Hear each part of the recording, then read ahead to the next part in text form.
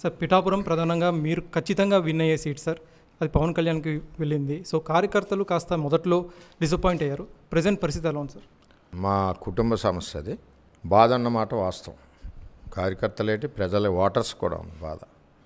అంటే నిరంతరం కష్టపడేవాడు, మనతో ఉండేవాడు, మన ఇంట్లో మనిషికి టికెట్ వస్తే భారీగా గెలిపించుకోవాలని ఒక ఆశ, కసితో నియోజకవర్గం ఉంది. ఆ పరిస్థితిలో పొత్తు అన్నాక ఇదైతే జనసేన పార్టీకి ఇచ్చి సీటు కాదని చంద్రబాబు నాయుడు గారు చెప్పారు.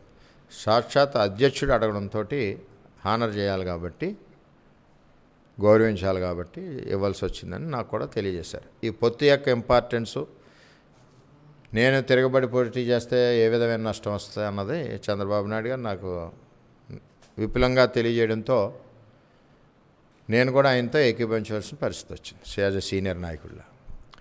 అందుచేత మా ఇష్యూ వరకు తప్పితే ఆ రోజు మెయిన్ లీడర్స్ అందరూ కూడా వచ్చారు. ఒక వారం మరుసటి రోజు నుంచే మా టీం అంతా, కార్యకర్తలు అంతా పనిచేస్తున్నారు. అందరూ కూడా చంద్రబాబు నాయుడు గారి ఆదేశాలు శిరోధార్యం అని వెళ్తూ ఉన్నారు. రెండవది దాని తగ్గట్టు సముచిత గౌరవమైన స్థానం కూడా కార్యకర్తల కోసం నీకు కల్పిస్తామని ఆయన చెప్పారు. ఆ సమయంలోనే నేను పదవులేమీ అడగలే. పురుషోత్తపట్నంని ఏరేరు కొండకాలువ సొద్దుగడ్డ ప్రాజెక్టులు 2 పూర్తి చేయాలని రైతుల కోసం అడిగాను. ఆ 2 కూడా ఒప్పుకున్నారు బాబు గారు. ఏది ఏమైనా పవన్ కళ్యాణ్కి కూడా చాలా మంచి వ్యక్తి అయినా, తక్కువ పరిచయంలో, తక్కువ ప్రయాణంలో నేను అర్థం చేసుకున్నది సౌమ్యుడు, నిజాయితీపరుడు, కష్టాన్ని గుర్తించే వ్యక్తి. అటువంటి వ్యక్తితో తెలుగుదేశం పార్టీ కూడా అలయన్స్ పెట్టుకోవడం ఒక విధంగా అదృష్టమే. చంద్రబాబు నాయుడు జైల్లో ఉన్నప్పుడు కూడా అన్యాయాన్ని ఎదిరించి ఆయన కూడా న్యాయానికి సపోర్ట్గా నిలబడ్డారు. నిజంగా చెప్పాలంటే ఇంకో వ్యక్తి ఎవరైనా అయితే తెలుగుదేశం పార్టీ లోపల ఉంది కదా, ఇదే టైంలో మనం ఎదగాలి అని వేరే యాంగిల్లో కూడా ఆలోచన చేసే వ్యక్తులు ఉంటారు. కానీ ఇతను మన పవన్ కళ్యాణ్ గారు అన్యాయాన్ని ఎదిరించే వ్యక్తి కాబట్టి ఈ విధంగా అంత సీనియర్ నాయకుడిని అన్యాయంగా పెట్టారని చెప్పి జైలుకి రావడం, పలకరించడం, సపోర్ట్ ఇవ్వడం.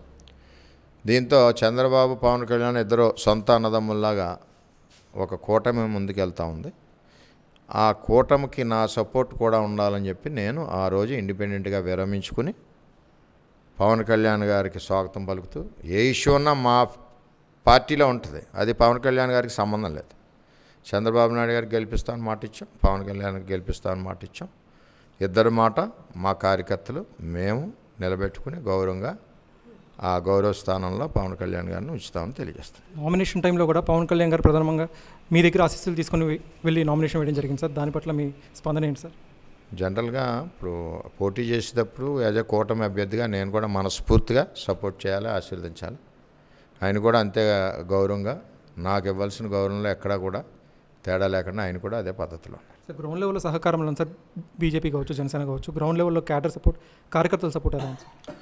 కార్యకర్తల కొన్ని రోజులు బాధ అన్నమాట వాస్తవమే. ఎప్పుడైతే నేను ఫీల్డ్లోకి వెళ్ళి అందరితోటి రిక్వెస్ట్ చేసి మాట్లాడడం, సైమల్టేనియస్గా ఓటు ట్రాన్స్ఫర్ ఇంచుమించు 80-85% వరకు అవుద్ది కూడా. ఇంకా ఎంత మెజార్టీ వస్తుంది అనుకోండి సార్ పవన్? నెంబరింగ్ కాదు కానీ భారీ మెజార్టీ వస్తుంది రాష్ట్రంలో. సార్ ఆఖరి ప్రశ్న సార్, వంగా గీత గారు 2 రోజుల క్రితం పవన్ కళ్యాణ్ని పిఠాపురం నుంచి తరిమి కొడతామని చెప్పి కీలక వ్యాఖ్యలు చేశారు. దానిపై మీ ఆఖరి స్పందన? ఆవిడ తరిమి కొట్టడం ఏంటండి? ఆవిడంత కరప్టెడ్ అవినీతి పరురాలు ఈ యొక్క రాష్ట్రంలో లేదు. 5 ఏళ్ళు కనపడలేదు. వచ్చిన 30 రోజుల్లో 30 ఉద్యోగాలు తీసి 9 కోట్లు కొట్టేసింది. ఏదైతే మత్స్యకారుల యొక్క జీవనోపాధి సముద్రంలో వేట ఉందో, ఆ మత్స్యకారులు పొట్టకొట్టి అరవిందో పైప్ లైన్తో టైఅప్ అయ్యి సిఎస్ఆర్ నిధులు పేరు తెచ్చుకుని, ఇది ఒక కొత్త కరప్షన్ టెక్నాలజీ. సిఎస్ఆర్ ఫండ్స్ 10 కోట్లు తెచ్చుకోవడం, ఆ టెండర్ ఎవరేస్తారు? కంపెనీ కూడా వేస్తాడు. ఆ టెండర్ బినామీకి ఇవ్వడం. ఇవి 20 లక్షల వర్క్నేమో ₹1 కోటి రాయడం, 80 లక్షలు ఇంట్లోకి, 20 ఏమో రోడ్డు మీద. ఇలా దగ్గర ఒక 10-15 కోట్లు ఈ మధ్యన, అంటే ఇంచుమించు ఎలక్షన్కి 15 + 9 24 కోట్లు 30 రోజుల్లో కరప్షన్ చేసింది. పర్ డే ₹1 కోటి వంగా గీత ఆదాయం. అది అటువంటి వ్యక్తి పవన్ కళ్యాణ్ అని స్థాయి ఇవిడిది. ఎక్కడో పొన్నూరు నుంచి వచ్చింది, ఏ ఊరు నుంచి వచ్చిందో తెలియదు. 5 ఏళ్ళు కనపడలేదు. ఎక్కడన్నా ఏ ఊరన్నా వెళ్ళి ఒకసారి వచ్చానని చెప్పమనండి, ప్రజలతో చెప్పించండి, మేము ఓటు అడగం. అటువంటి వ్యక్తి గురించి డిస్కస్ చేయడం కూడా అనవసరం. పవన్ కళ్యాణ్ గారిని విమర్శించే స్థాయి వంగా గెద్ద కాదు. సార్ మీ తదుపరి కార్యాచరణ ఎలా ఉండబోతుంది? అంతా మొత్తం ఇంక యుద్ధం సిద్ధమయ్యాం కదా, యుద్ధం సిద్ధమయ్యాం. ఎక్కడికక్కడ గ్రామాలన్నీ ఊపందుకున్నాయి. ఎక్కడ ఎప్పుడు గుద్దాలని చూస్తున్నారు పవన్ కళ్యాణ్ గ్లాస్ మీద. అది పిఠాపురంలో మార్పు తథ్యమంటున్నారు ఎస్విఎస్ఎన్ వర్మ గారు. పిఠాపురం అభివృద్ధి కొరకే తాను పవన్ కళ్యాణ్కి సపోర్ట్ చేసినట్టు వర్మ గారు చెప్పుకొస్తున్నారు. వంగా గీత గారు అత్యంత అవినీతి పరురాలని, ఆవిడ గెలుపు అసాధ్యమని, ఖచ్చితంగా పిఠాపురంలో 100కి 100 పాళ్ళు పవన్ కళ్యాణ్ గెలుపొంది తీరుతారని చెప్పి వర్మ గారు ఘంటాపదంగా చెప్తున్న పరిస్థితి ఇప్పుడు కనిపిస్తోంది. వీడియో జర్నలిస్ట్ రామకృష్ణతో కార్తీక్ కోట, పిఠాపురం, వన్ ఇండియా తెలుగు.